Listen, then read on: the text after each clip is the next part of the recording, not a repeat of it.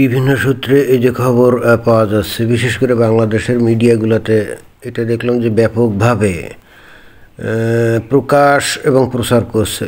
ঘটনাটা কি? মিয়ানমারে উলফার ঘাঁটিতে ভারতের হামলা। উলফা ওই যে আসামের বিদ্রোহী গোষ্ঠী, যারা নাকি আসামকে স্বাধীন রাজ্য হিসাবে তৈরি করতে চায় বা স্বাধীনতা চায় আর কি। তো ওই তাদের নেতা পরেশ বুড়িও নাকি জানি অনেকদিন বাংলাদেশে আটক ছিল। তো বাংলাদেশে নাকি এখন এই অন্তর্বর্তীকালীন সরকার তার সাজা মওকুফ করে দিয়েছে। আওয়ামী লীগের আমলে তার সাজা নাকি মৃত্যুদণ্ড হয়েছিল, কারাগারে ছিল। তো এখন সেই তার দল লোক, তাদের যে বিদ্রোহী গোষ্ঠী সহ আরও অন্যান্য, তারা যেখানে ঘাঁটি টাটি গেড়ে ছিল আর কি, সেখানে নাকি এই কী করছে, এই যে এখানে ম্যাপে দেখা যাচ্ছে এই যে আসামের পাশেই আছে এই যে মণিপুর আর মিজোরাম। তো তারা নাকি ঘাঁটি গাড়ছে বেসিক্যালি যে মায়ানমারের মধ্যে। মায়ানমারে এখন ওই যে যুদ্ধ পরিস্থিতি না, যুদ্ধ পরিস্থিতি থাকার কারণে হচ্ছে কি এই যে সীমান্ত অঞ্চলে ওদের যে ওই বর্ডার গার্ড টার্ড এগুলো কিছু নাই। তো ওই জায়গাটা এখন পুরা অনেকটা বলা যায় যে বাফার জোন হয়ে গেছে, অর্থাৎ মুক্ত স্বাধীন অঞ্চল এই টাইপের হয়ে গেছে। তো এখানে এই যে উলফা, এরা এই যে মণিপুর এবং মিজোরাম, এখানেও তো আবার ওই যে কিছু আছে, এখানেও তো কিছু এই যে বিদ্রোহী গোষ্ঠী আছে আর কি। তো এই জায়গাতে নাকি এই মায়ানমারের ভিতরে এই উলফারা, বেসিক্যালি উলফারা সাথে আরও অন্যান্য বিদ্রোহী গোষ্ঠী আছে অন্য রাজ্যের। তো তারা কোঅর্ডিনেশন করে এখানে নাকি ঘাঁটি টাটি গাড়ছিল। তো 100টা বা তার বেশি বা তার আশেপাশের সংখ্যক ড্রোন দিয়ে ভারতের সেনাবাহিনী নাকি ঘাঁটির উপরে ভয়াবহ হামলা চালিয়েছে। এবং পরবর্তীতে যেটা খবর পাওয়া গেল, এই উলফাদের যে মুখপাত্র তারা বলছে যে তাদের অনেক ক্ষয়ক্ষতি হয়েছে এবং কয়েকজন নাকি শীর্ষস্থানীয় নেতা মারাও গেছে। অথচ তাজ্জব ব্যাপার হচ্ছে খোদ ভারতীয় সরকার কিন্তু আবার এটাকে স্বীকার করে না। তারা আবার বলছে না আমরা এটা করি টরি নেই। তো তাই যদি না করে থাকে তাহলে এই ঘটনা এত চতুর্দিকে প্রচারিত হয়ে গেল এবং ভারতের সরকারি মিডিয়া না, সরকারি মুখপাত্র যদি স্বীকার নাও করে, তো ভারতের যে ইয়েগুলো আছে, ইউটিউবারগুলো আছে, তারা যে চ্যানেল খুলে ভিডিও টিডিও বানায়, তো সেখানেও দেখা গেল যে এটা নিয়ে খুব আতিশয্য তারা দেখাচ্ছে। এবং তাদের ন্যারেটিভটা এরকম যে মানে বাংলাদেশকে আসলে তারা টার্গেট করে বলছে যে দেখো ওখানে বিদ্রোহীদের ঘাঁটি মাটি আছে, মায়ানমারে ছিল, ভারতের সেনাবাহিনী কিন্তু এগুলো কোনো তোয়াক্কা করে নাই। যেহেতু ভারতের স্বাধীনতা সার্বভৌমত্বের প্রতি তারা হুমকি ছিল, অতএব তারা মায়ানমারে ঘাঁটি করুক আর ভারতের মধ্যে ঘাঁটি করুক, এগুলো রক্ষা নাই, তাদের উপরে হামলা চালাবেই।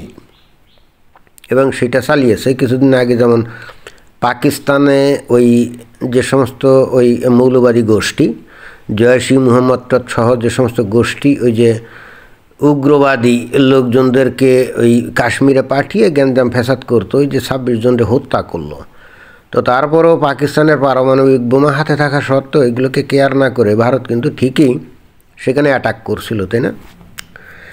এবং যেটা পরবর্তীতে জানা গেছে, আসলে পাকিস্তানে নাকি অনেক ক্ষয়ক্ষতি হয়েছে, যদিও পাকিস্তান স্বীকার করে না। বাট পরবর্তীতে স্যাটেলাইট চিত্রে দেখা গেছে যে ভারতের দাবি সঠিক। আবার পাকিস্তান বলতে চাচ্ছিল যে ভারতের নাকি রাফাল বিমান টিমান এগুলো নাকি ভূপাতিত করছে, যদিও তার কোনো প্রমাণ দেখাতে পারে নাই, কিন্তু ওইভাবেই আছে। এখন ভারত কেন স্বীকার করে নাই বা আবার দেখলাম অস্বীকারও করে না, একটা ধূম্র জলের মধ্যে রেখে দিয়েছে। তো এই উলফা ঘাঁটিতে আক্রমণও দেখা যাচ্ছে যে ধূম্র জলের মধ্যে রেখে দিল।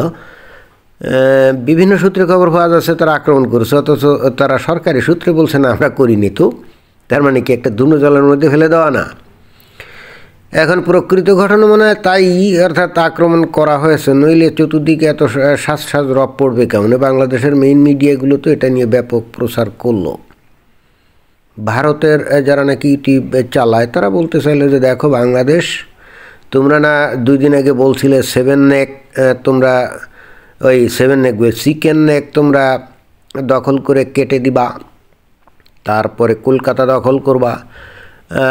ডক্টর মোহাম্মদ ইউনূস সাহেব বলছিলেন যে 7 সিস্টার্স অশান্ত করে দেওয়া হবে যদি বাংলাদেশের এগেনস্টে ভারত কোনো পদক্ষেপ নেয়, এবং সেগুলো বলছিল কিন্তু কোনো রকম উস্কানি ছাড়াই।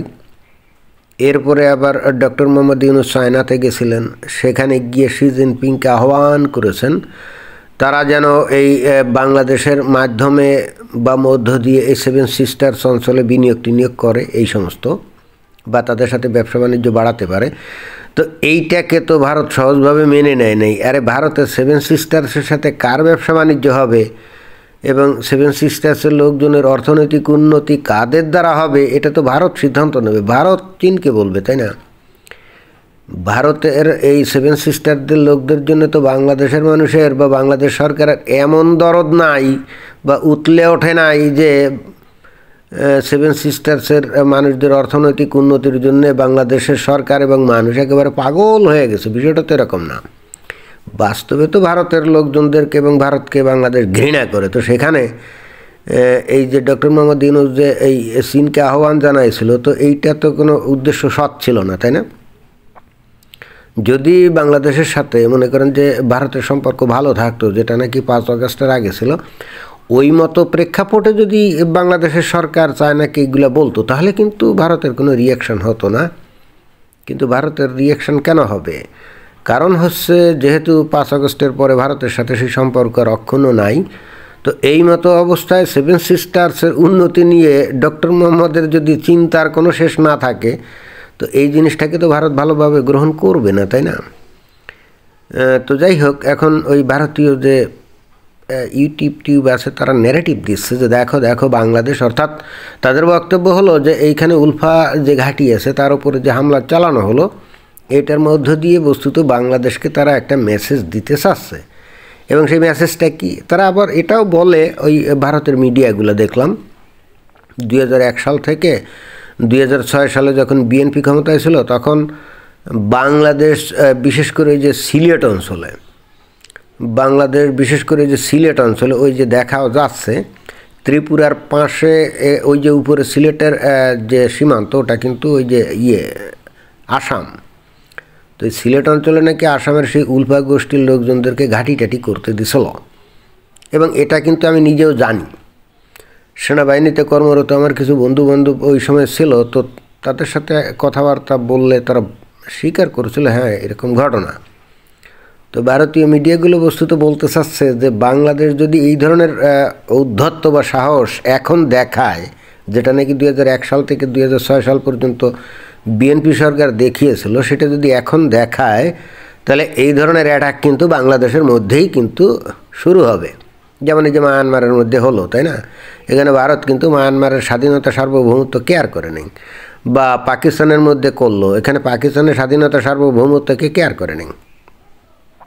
তো ভারতের ইউটিউবারগুলো এই ধরনের মেসেজ দিতে চাইলো। এখন কি জানি বাংলাদেশের বর্তমান সরকার কি করতে চাচ্ছে। আমেরিকা এখানে আবার আমরা শুনে ওই কি জানি খ্রিস্টিয়ান রাষ্ট্র বানাবে। ওই যে মণিপুর যে রাজ্যটা না, ওইটা নাকি মোর দ্যান 80% নাকি ওখানে ওই যে খ্রিস্টান, ওখানে যে মণিপুরি যে আদিবাসী গোষ্ঠী আছে ওরা সবাই নাকি এই খ্রিস্টান ধর্ম গ্রহণ করছে। তো ওই রাজ্য সহ এই মিজোরামের কিছু অঞ্চল মিলে, এই মায়ানমারের কিছু অঞ্চল মিলে তারা নাকি একটা কি খ্রিস্টান রাজ্য ওখানে রাষ্ট্র গঠন করতে চায়, এরকম নাকি প্ল্যান পায় তারা আছে। এবং বস্তুত অতএব ধরে নেওয়া যেতে পারে যে এখানে আবার আমেরিকার কোনো ওই সাহায্য সহযোগিতা মদত এই উল্পার পিছনে আছে কিনা কে জানে, আমরা তো আর জানি না, এত খবর কীভাবে রাখবো। বাট যে বা যারাই তাদেরকে সাহায্য সহযোগিতা দিক, ভারত বিষয়টাকে যে ছাড় দিবে না, অন্তত সেই মোডে যে তারা নাই। যেমন 2001 থেকে 2006 সাল পর্যন্ত এই যে বাংলাদেশে যে ঘাড়ি ছিল, তখন কিন্তু ভারত কখনোই সাহস করে নাই বাংলাদেশের ভিতরে কোনো সার্জিক্যাল অ্যাটাক করার না। কিন্তু আজকে তো সেই দিন নাই। এখন মনে করেন যে 25 বছর পরে ভারতের অর্থনৈতিক উন্নতি, সামরিক উন্নতি তো অনেক গুণ বেড়ে গেছে, তাই না? তো আজকে তো ভারত অ্যাগ্রেসিভ মোডে আছে। সুতরাং এই মতো অবস্থায় কোনো বিদ্রোহী গোষ্ঠী যদি ভারতের স্বাধীনতা সার্বভৌমত্বের প্রতি হুমকি হয়ে দেখা দেয়, এমনকি কোনো রাষ্ট্রও যদি সেই ধরনের হুমকি হয়ে দেখা দেয়, তাহলে তাকেও যে ভারত ছাড়বে না এটাই ওই ইউটিউবের মানে ভারতীয় ইউটিউবেরও বলার চেষ্টা করলো। এখন দেখা যাক ভবিষ্যতে কি হয়। তবে অবশেষে এটা বলতেই হবে যে ভারত সরকার এটা অস্বীকার করলো কেন? যদি তারা এই আক্রমণ করে থাকে তো এটা স্বীকার করলে অসুবিধা কী ছিল? এখন হয়তো বা অস্বীকার করে একটা ধূম্রজাল তৈরি করে রাখলো নাকি। ধন্যবাদ।